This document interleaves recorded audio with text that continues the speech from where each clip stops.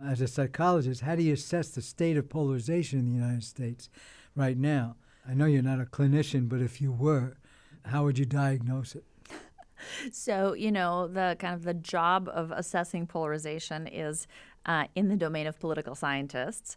And the way they do it is they run ongoing surveys that look at how people evaluate folks in their own party and folks in the opposing party, right? Right. And you can sort of imagine that, you would like people on your side better than people on the other side, right? Right. We generally like people who agree with us. Sure. But that gap has been steadily widening at a pretty alarming rate.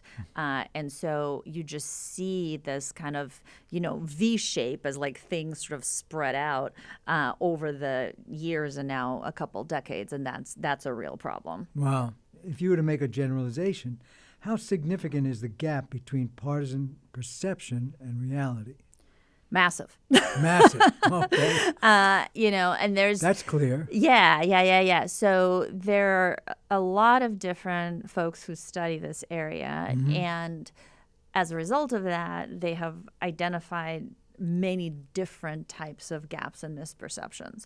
So one really important gap that people have studied actually since the 80s is what's called false polarization.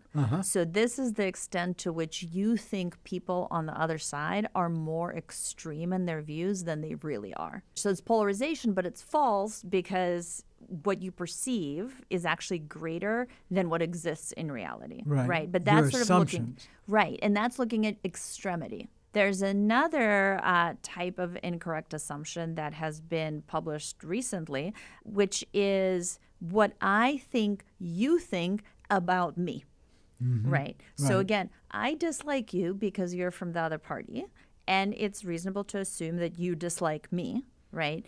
But my assumption about how much you dislike me is roughly twice how much you really dislike me. Right. Right. So I think you're more extreme, and I think you like me less than, the little amount you like me to start with. Right. I have a group of co-authors where we're working on yet another flavor of misperception, which is, if you think about people, they usually have complicated opinions made up of, lots of issues, right? Sure. So you think something about immigration, and you think something else about healthcare, and you think something else about the environment, right? There's all of these issues that are kind of like your typical hot button issues. Sure. Now, what we find is that people assume that folks on the other side have kind of like very monolithic, views where all the issues cluster together, right?